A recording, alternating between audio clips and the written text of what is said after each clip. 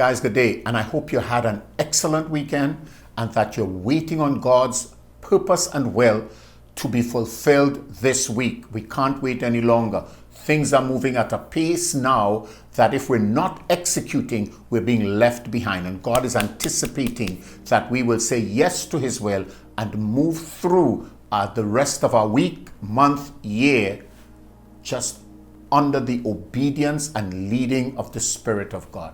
I've got a verse for you this week. And it's one of those verses that simply says, "Therefore the Lord, the God of Israel says, I promise that your branch of the tribe of Levi would always be my priests. But I will honor those who honor me, and I will despise those who think lightly of me." And I tell you what, that verse is found in 1 Samuel chapter 2, verse 30. It's a crucial verse. It changes everything. The Bible is clear that in the book of Leviticus and in the book of Exodus, Leviticus, Numbers, and Deuteronomy, it speaks to who would lead Israel. And it's crucial. So while Moses, being from the tribe of Levi, he was not called, his line was not called to be the high priest. So wrapped up in the Exodus and the giving of the law, God explained that the tribe of Levi would serve him at the temple or the tabernacle, but that the line of Aaron will be the high priest. Eli, in 1 Samuel chapter 2, is of the line of Aaron, and he becomes high priest by virtue of his seniority in the tribe and a direct descendant. Now, the Bible is talking not about Eli's ability to produce or to do his responsibilities.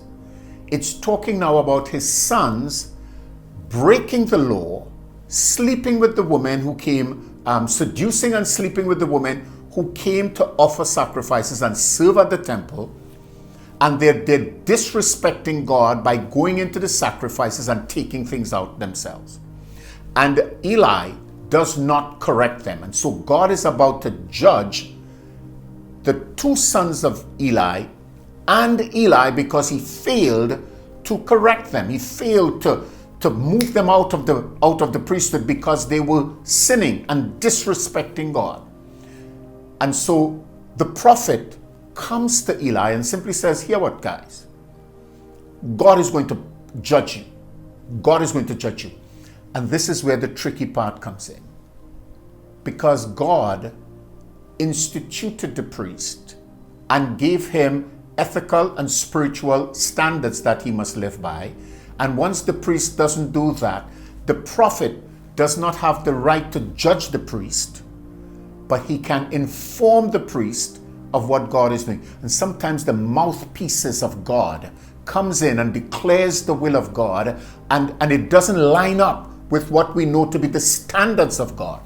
But God is in the business of executing his will, of ensuring that his standards and purposes are known. So let me give you the warning. There is no pedigree, there is no position that escapes the judgment of God once we fail to maintain what he's doing. And so that's the word this morning.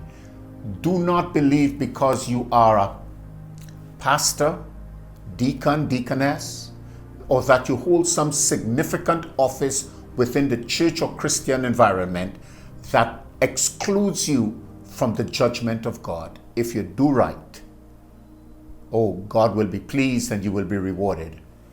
But if we do evil, I quote to you as I close this morning what he said to Cain. Sin stands at the door. Sin is standing at the door. You could defeat it. But if you fall under it, the judgment of God will definitely be with you. We're escaping judgment. We have better things to talk about tomorrow. And so I'll see you in the morning, God's willing. God bless.